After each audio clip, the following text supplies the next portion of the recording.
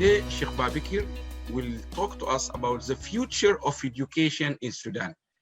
So, Sheikh Babikir, thank you very, very much. We are very pleased and we are very grateful for your participation and all your contribution all along. The floor is yours, Sheikh, and you can start now. أعوذ بالله من الشيطان الرجيم بسم الله الرحمن الرحيم الحمد لله والصلاة والسلام على أشرف المرسلين سيدنا محمد وآله أجمعين رب اشرح لي صدري ويسر لي أمري واحلل عقدة من لساني يفقه قولي رب أوزعني أن أشكر نعمتك التي أنعمت علي وعلى والدي وأن أعمل صالحا ترضاه وأصلح لي في ذريتي إني تبت إليك وإني من المسلمين. This subject of education is a very important subject for me personally. My life has always been guided by seeking and striving for achieving standard of high levels in education. Coming from a home whereby from early age people were encouraged to study knowledge, whatever kind of knowledge, because in this modern day and age, people try to separate spiritual knowledge from academic, scientific knowledge, but all knowledge is knowledge. The only difference is there is good knowledge and bad knowledge, and the Prophet, peace be upon him, used to pray and say, Allahumma inni as'aluka ilman nafi'a, oh Allah, I seek from you knowledge that will bring me benefit. And in another dua, wa'udhu bika min ilmin la yanfa', and I seek refuge in you from knowledge that bring me no benefit. However, in regard of the subject, the future of education in Sudan, which is a very dear thing to me, growing and learning in Sudan in the best of times when education was in its highest in the Middle East and East Africa or Africa in general. To talk about this subject, we cannot distinguish between the present and the past. We must go to the past and look into the history of education in Sudan so that we can analyze what is happening now to build a better future for education in Sudan. If we look at it without looking at the past, we will lack wisdom, because with those who came before us in history and what they tried to do in research and in providing schools for learning and colleges and universities, we lack wisdom and know-how. Their experiences are definitely something that we can benefit from to build from that which is already started to that which is, inshallah, will be better. A wise man once said, knowledge is just a river. However, wisdom is an ocean. Therefore, the scholars who are trying to seek knowledge are trying to go around the river, throwing in their ropes or their net to catch a fish or two. But those who have the wisdom are diving in the oceans looking for pearls, literally researching to find solutions for problems that humanity is going through. But on the other hand, those who have the knowledge and the wisdom and the know-how are in ships on the ocean sailing. That means they are traveling, achieving what they have planned and envisioned to do. Our case in Sudan, although it started long time ago, is still in need of correction so that it can become the means for people to benefit from education. Looking back in the history, I was taught from young age that we as Sudanese Nubians in the north of Sudan, knowledge was established properly at the time of the kingdom of Kush, whereby people will go and learn how to read and write and research in finding solution for community problem. This is almost 1070 BC or 350 AD, before that and thereafter. But when Islam came to Sudan in the 13th century, the proper organized education system began by the scholars, or the mashayikh as we call them, in two systems. System for children, which is called al-khalawi, and system for adult, which is called al-zawaya, whereby people are taught to a very high standard. And in many cases, the modern educators and learners did sometimes misunderstand that period. That period was one of the best periods in the history of Sudan. And you could see it going from Sudan to Timbuktu, whereby you find in the libraries of the manuscripts there, many of the manuscripts that were written by scholars who were living in our land in Sudan. However, by the end of the 19th century, if we look at the number of schools for children, according to the Mashayikh, there were over 1,500 khalawi, whereby tens of thousands of students were learning. When you compare it to today, which is even greater, there are thousands of khalawi, and there are too many students studying in these schools, and the government contribute almost nothing in helping those children, but those scholars are doing a very good job looking after those children to the best of their ability. When the Khilafah of the Uthmani rule was in Sudan, and the Turkish establishment in Turkey was looking into education in Sudan with the Mashayikh, in 1821, they began building schools that will help students even to learn further sciences like math and other subjects within proper organized school. When the English came to Sudan and the Mahdiya started, and then the Mahdis began to rule, they did extra work at that time to maintain those schools. The British, when they came back, and they began from 1898 to 1956, when Sudan was free, they began their own system of education mirroring the system was in Britain, starting with 11 plus, which is 4 years. Children will go to school at 7, finish at 11, and then they will do 4 years middle school and then 4-year high school. But their system was very narrow. One university, which is Gordon College, and then to bring an Islamic education to a high level, they began Al-Mahad Al-Ali or Mahad Al-Ilm Al-Ali, which became Umdurman Islamic University, and that was in 1912. And the University of Gordon was 1902. Those two began to help to build for the British a system whereby they can help themselves in ruling and maintaining the rule in Sudan. And it was very limited. The standard was high, but it was not really for all the Sudanese. It was very few people who studied, and women were hardly to be seen. But even in Britain, there was not a lot of scope for women at that time. When Sudan came at independence, our earliest Sudanese politicians and thinkers and scholars, they did the best, and they should be really studied because they did us proud by establishing the best period for knowledge in Sudan, by increasing the number of schools and increasing the number of students in the school. For example, in that time, there were about 1,787 primary schools, which were just mirroring the British system, 4 years, ibtidaiya, with over 200,000 students. And 108 middle schools, mutawassita, with over 14,000 students, and 49 high schools of Thanawiyya Aliyah, and with over 5,000, almost 6,000 students. But their vision was clear, and their aim was to establish a system from which graduates will come to build a new Sudan. And therefore, they managed to bring the best administrators, to have the best civil servants, with the acknowledgement with the colonial rulers of Britain that to be true. And we lived at that time, and we have seen it, and it was really a brilliant time whereby the standards were very high, and the people who were graduating, they were absolutely taught both the spiritual side with the academic side to build the best of personalities, to be honest and true, and to be absolutely clean in building for the nation, not building for themselves. But came after that the period of the soldiers who ruled Sudan, and the most significant Numeri's time from 69 to 85, the education system began to be destroyed. And that is because he wanted to change the system by bringing a new understanding of talking about the establishment of the system. So children, history was just the period of Numeri.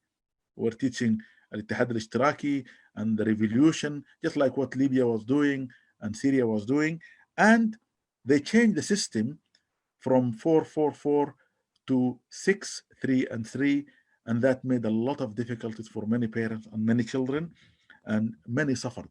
That became the changing point of education, from raising the standard to lowering the standard, with the increase of the school establishment and the colleges at the time. And the Minister of Education at that time, Muhyiddin Sabri, became like a point from which we can look at where education began to deteriorate in Sudan. But later on came the time of this new government that ruled Sudan for 30 years, with Umar al-Bashir and al-Mu'tamar al-Watani, and these people really have destroyed education in Sudan for good. Although they have talked a lot about education being free for everybody to achieve and to understand and to appreciate, but it was never free. People suffered to have their children educated. They increased the space of establishment for education. For example, the number of universities were quite high. They have 36 universities that are controlled by government, 19 that are private. They have 52 colleges that are private. They have 24 technical colleges. They have 8 research centers. They increased the capacity, but yet there was no vision of how to look after the graduates when they come out. And the subjects that were taught had no link with what Sudan is in need of. However, when you look at it, you find the amount of students that are supposed to enter into primary school were less by 24%. So 24% of the students who were supposed to be given free education were never given. And when you look at the secondary school level, which is now, because they changed the education system from primary 6 years to 8 years, and secondary school 3 years, subhanallah, the number of students deteriorated so much that in secondary school, only 28% of the children who are eligible can get a place in secondary school. This is because of poverty, because of lack of knowledge, and because of the war that were taking place and the political upheaval, and the linking of politics and those who are educated within that political system to the need of the party which was ruling Sudan. Also, we have looked at some studies that over 500,000, besides those who are already there, those who are in school, they leave schools and they never benefit anything from the school system. When you look at the Bedouin of Sudan who are traveling, and you look at the homeless, and you look at the children who are living in the streets, and those who are very, very poor, there's no schools. And in areas where there were wars and children were living in camps, there's no education. And the little education provided by NGOs, it is neither here nor there, and it doesn't mean anything for a future of a country. To show that this government that ruled Sudan for 30 years, talking about free education, did nothing for education, although they are the people who reap the benefit of the early people who established education in Sudan, for they studied free in Sudan. They were given chance to go and research. When I came to Britain in 1977, I found before me from the early the 70s and late 60s, students who came to study, to research for free, over 6,000 Sudanese students studying, paid for to go back to Sudan to benefit Sudan. Unfortunately, they went back, ruled Sudan, but they destroyed the education system. Their lack of vision and understanding of what is needed can be seen in their budgeting for the country. Less than 1% was for education when you compare it to 42% for defense. That is absolutely unheard of, and is only equivalent to countries which are really destroyed around the world. And also another problem they had, they have no vision of looking at what Sudan is in need of when they open all those universities, to produce students who can help the country in agriculture, to help the country in mining, to help the country in business. They were teaching subjects that has no benefit in Sudan, and the students were graduating and sitting doing nothing. So you find the majority of the unemployed who are graduates because they have no need, or the Sudanese field of business have no need for them. However, if we come and look now into the modern world we live in, and the new government that has taken Sudan, which is supposed to bring Sudan into the modern era and age, inshallah, they have a lot of challenges that they need to look into. And these can be put into 4 areas. The first area that I could see now, listening to those who are responsible for this period, is faith issues that need to be settled, because we have people who are not Muslim living in Sudan, and we have people who are not linked to Islam in many forms, and they have like a grudge against the government that was trying to rule Sudan by Islam for all those years.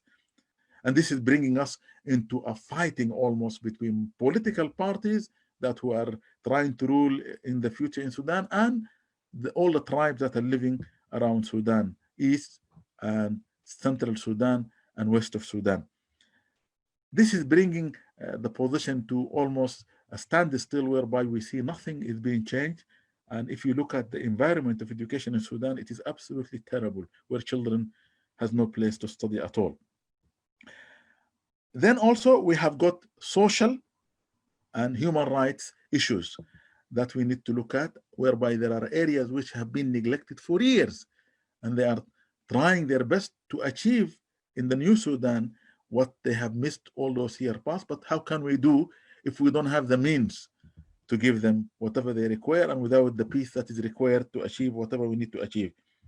This can only be helped, inshallah, by certain systems to bring people to understand that education is not really a privilege, but it's a right. Everybody must be educated within the land that they live. And number two, we have got also the modern problem that the world is facing, whereby people are moving with technology and the media that we see benefiting people, like what we are using now, and we are neither here nor there in a country whereby we're trying to grasp into the modern technological world, whereby it's still the basic thing that we do not have. And this has to be looked into. And the final thing is the nurturing and raising of children within those schools. In Sudan, schools used to be called schools for tarbiyah and ta'lim. And the ministry is called the Ministry of Nurturing and Education, whether it's tarbiyah or ta'lim. Unfortunately, with what the Islamists are trying to do in Sudan, many people are upset with what they did, and therefore today there is like a fight between what has taken place in the last 30 years, 32 years, and what is supposed to take place in the modern era, inshallah. And this has to be looked into carefully, because the majority of the people who live in Sudan, they are Sudanese, and they have a culture. Whatever the race difference, whatever the culture difference within Sudan, or even the languages that they speak within their areas and the dialects, they are all belonging to the same land, which they're supposed to love and work for and find solution to make it easy for themselves. Now I come to the solutions that are needed. The solutions that are needed are too many, and they can be easily found if people can sit and agree upon what to do, because education will never benefit anybody if it is not being coupled with agreement and working in a peaceful environment. As long as there is no peace, and as long as there is no agreement, there will never be a profitable system of education. The first thing for Sudan now, which has been fighting for years during the 30 years of the Islamic rule, with the different part of Sudan which wanting to be governing themselves, is to have a vision to bring a curriculum that will unite the whole nation. We had it when we studied in school in the 60s after colonialism, but unfortunately the systems of Numeri and al-Bashir destroyed that. Now this has to be brought back. People from different regions of Sudan with the background of education and knowledge to sit together to put a curriculum, an input that will bring all people together, and an output that will develop the people of Sudan to live side by side, benefiting not themselves, but benefiting Sudan as a country.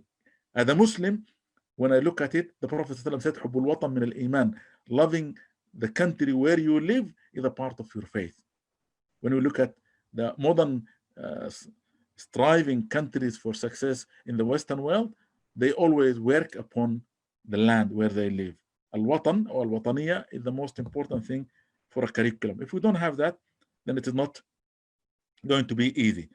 This curriculum, its foundation should be loving the country and working to build it so that people can have ease of living in peace together. Number two, we must link the syllabuses that are going to be taught, which are taken from this curriculum with the actual life and living of people in Sudan, to allow people to research and investigate the needs of the people of Sudan. For example, children who are coming from the Bedouin tribes could find ways of helping their families. If we can teach that, we never find any teaching in the schools about this tribe. It is astonishing when suddenly you see people from Darfur or East Sudan coming to Khartoum and speaking different dialects or languages. People think they are not Sudanese, but they are Sudanese.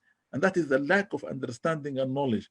This is absolutely shameful in a country that have a history of education and success in the past, whereby many countries benefited from Sudan, but unfortunately that was never maintained for selfish, personal, political, or social reason by different groups and people. And also, by having that proper syllabus being put properly, it will give the students a chance to be able to think and to bring to the world some innovations that will benefit not just Sudan, but other countries. It is sad to see countries like the Gulf, which is very, very small country, whereby they used to get their education from Sudan, and they used to yearn to be like Sudan, and today they are striving and struggling to achieve what we should have achieved a long time ago.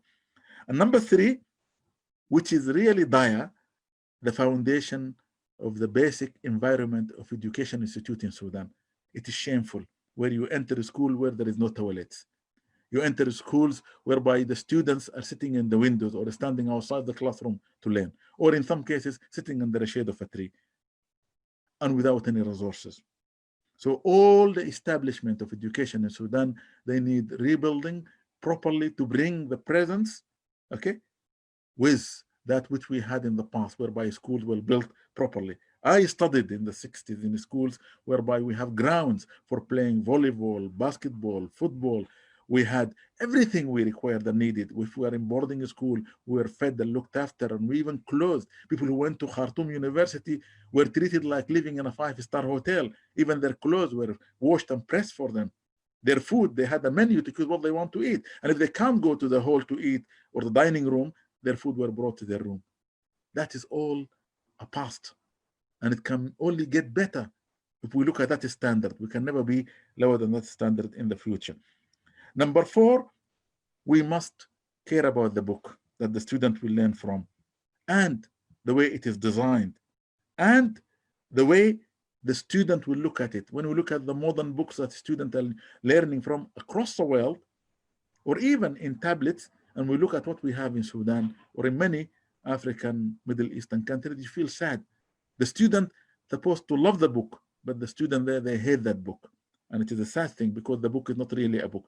It's like a newspaper more than a book. It's not a book of knowledge, but a collection of information that has no link to the life or the living of the student who is living. And number five, lack of training for teachers. All the teachers that taught me were trained. I am astonished when I went to my middle school after colonialism. My head teacher was a graduate from Oxford University, and I will never forget him, Musa Yassin. He taught us properly and made us love education. Unfortunately, by the time I finished my middle school, I was asked during numerous time if I can become a teacher, but I said, I'm not trained. They said, you can. How can you give somebody a mission to do anything without training? And that is where the education system has been destroyed. Secondary school children were teaching primary, and high school kids, graduates, were teaching in the secondary schools. And even now, very lack of training is destroying. In London, I have people from Eritrea, from Ethiopia, from Yemen, who were trained in Sudan, in Bakhtarruda and other institutions for education, and they are proud of it, although these institutions have been neglected and in many cases destroyed. And therefore, teachers must be trained properly so that education in Sudan can reach a level that we can, inshallah, be happy with. Number six, we must have an inspection system, not just for the education standard, but even for the environment standard, for the health of the student, for the well-being of teachers, and all those who are involved in the education system. In my time, it used to be. But today, I have seen it. I went and visited the school. I can only say that it is sad if it's not pathetic, and something needs to be done. I visited with Dr. Allam, the Ministry of Education, last December. We were there in Sudan, and we went together, and I really felt sad.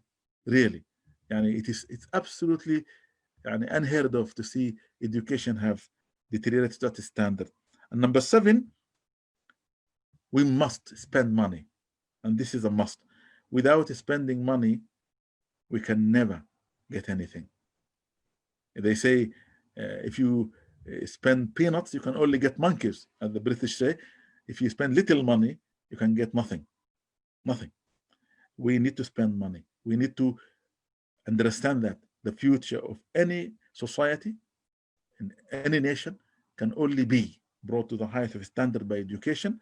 And we know as Muslims that education is the means for the best life here and hereafter, for those who believe in faith, for the hereafter, and for this world, and for those who don't, for this world. And therefore, I will say to those people who are responsible for education in Sudan, something must be done. I was asking what is happening. They said they were putting a new curriculum to Sudan. But when I ask a lot of my professional friends from different parts of Sudan, they have no knowledge, no understanding. In the time of Bashir, the people who put the syllabus together, maybe 1 or 2 people being given just the job to do. This is not the way to do it. I was a member of the committee that was organizing the British National Curriculum 2014. And I was only chosen to represent the over 200 Muslim schools in Britain. Every union had a representative. Every educational institution that is not following the government system, like the Church of England, the Catholic, the Orthodox, the Jewish schools, their representatives were there, and we were all consulted for many years before the final approval of the curriculum was given. And for the people who want to write the syllabuses, were given that curriculum to write the syllabuses for people to go and buy the books that the children can find learning from.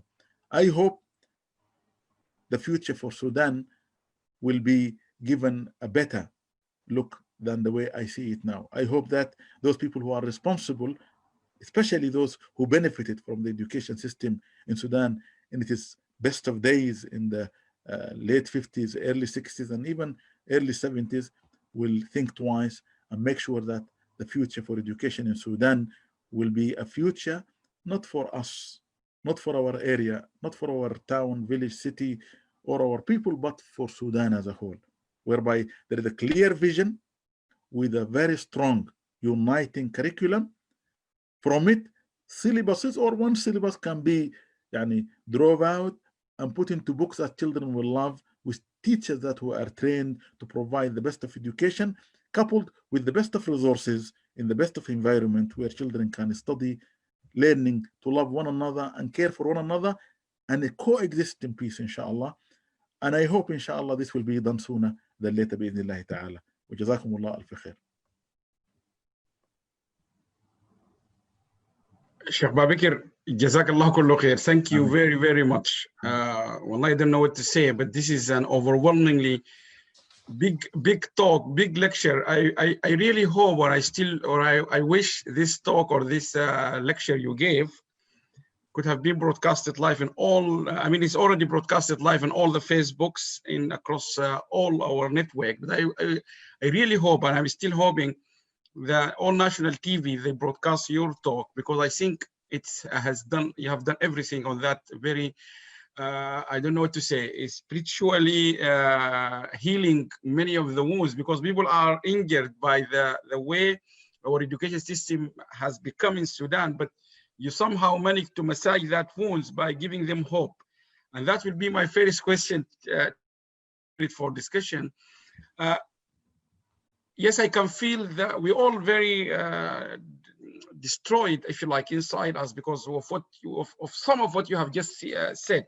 We have seen that, we have witnessed that. What is the hope? Are you hoping, what is your hope for the future? Because the whole talk is about the future. You give solutions, you give directions, but are you inside you, are you hopeful we will get back at least where you left Sudan 40 something years ago? Are you hopeful what you have just said will be implemented? Absolutely. Dr. Alam, you studied in the good period of Sudan and you benefited from that. As I said in my talk, when I came to Britain in 1977, and I was the last of the best period, after us, everything is destroyed. I found in Britain, amongst undergraduates, over 5,000 students from Sudan, from business families like my own family, to study here, paying money, studying, alhamdulillah. The most astonishing thing to show you how beautiful it was, I found over 6,000 students researching Sudanese in all the universities, doing their PhD research for free. I was offered as a private student, if I finish my degree privately, the government of Sudan will pay for me to do my master's degree and PhD for free, if I can teach in one of the institutions in Sudan. And subhanallah, that gives you hope, because we have good men. I would like to see those who are responsible now for this period until election time, not to waste time and to and argue and fight, but to sit down and at least do the foundation. What they are doing now with the peace, by bringing people together, they should bring people of understanding of education from across the world. There are too many Muslims. I am one of them, but there are too many in Canada, in America, in Europe, in even Australia. I know some people in the Middle East. They need to bring minds together and sit and think. Just like providing peace between the fighting political groups, we need to find peace between the hearts of people who are yearning for better education for their children in Sudan. And believe me, if they do this, people, rather than worry about their food and bread, they will worry about their children's education. Because you know yourself, as an educator, people will pay money to educate their children rather than feed themselves. So for this reason, I think there is hope. But I wish the person who was responsible for education, and me and you met him when we went, and I was sad, because when I met him, he sounded to be a little bit down.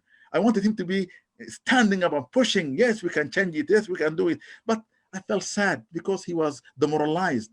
And he said, look at what we are, where we are. Yes, of course, you found a home that is being destroyed after a war for 30 years. What are you expecting? There'll be nothing. But what are you going to do?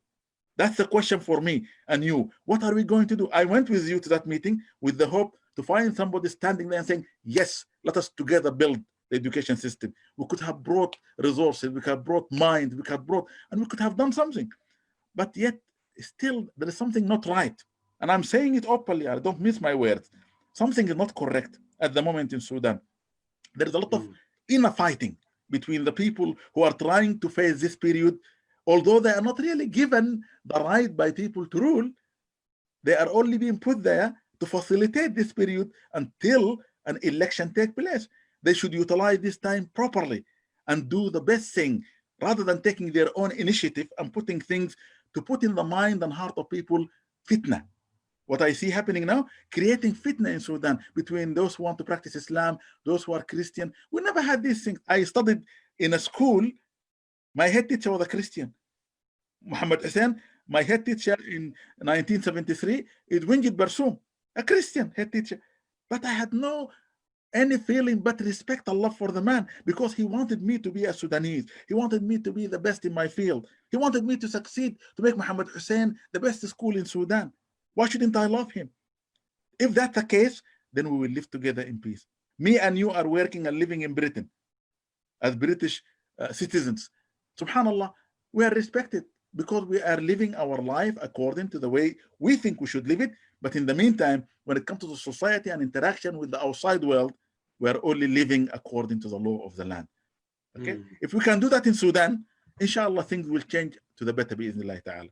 Okay, thank you very much, Babikir. Yesterday we had, I'm not sure if you watch it, but by all means, I hope the minister and all the ministers are now watching us. I mean, this is live everywhere.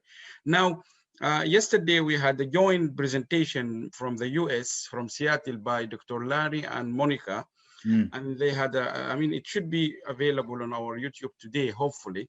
But what they said, education system in developing countries need to change to address the changing what they call it disruptive technologies like artificial intelligence, data science, all these kind of things. They said they are not even mentioned, or the way the system in developing countries, education system, does not even have any idea of this new, if you like, topics, new way of living, new way, like now, the way we are, it's not just about internet. but it's about this Zoom and all these kind of technologies we are using to facilitate teaching, education, and so on. And Larry said, if the developing countries, they cannot really wake up and catch up with the developed countries, the gap in the education system mentality and approaches will be like 100 years gap. Absolutely. Which was astonishing to see. 100 years gap, he said.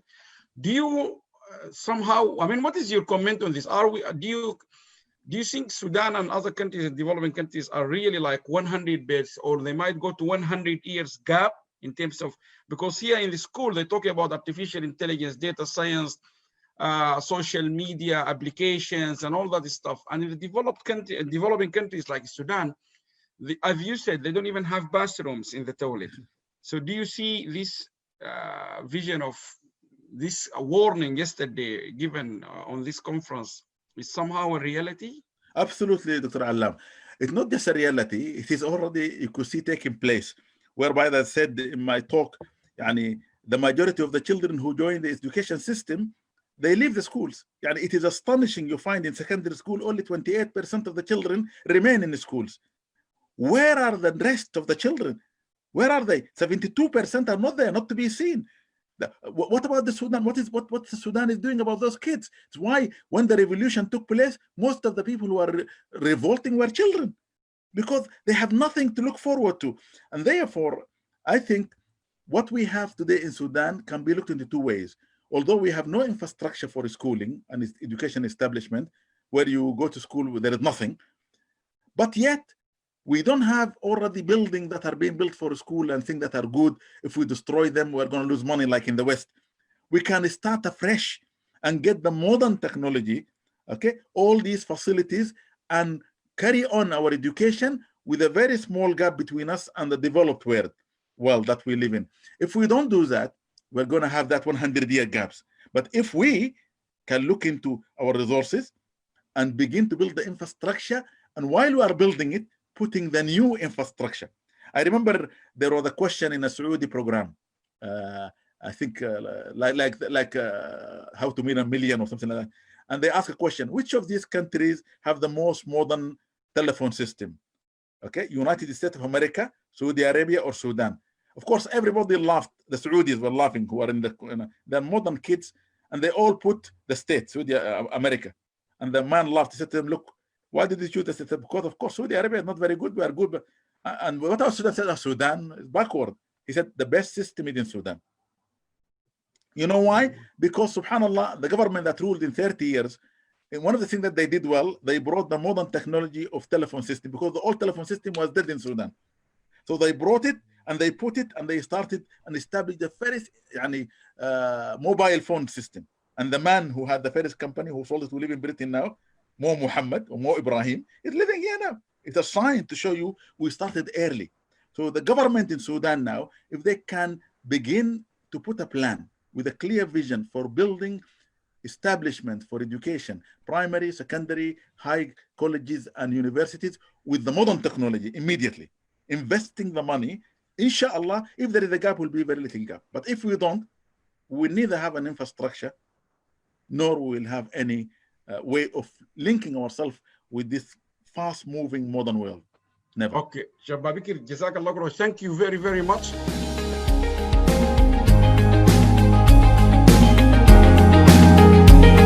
So please remember, if we all help and do a little bit, it will make a big difference.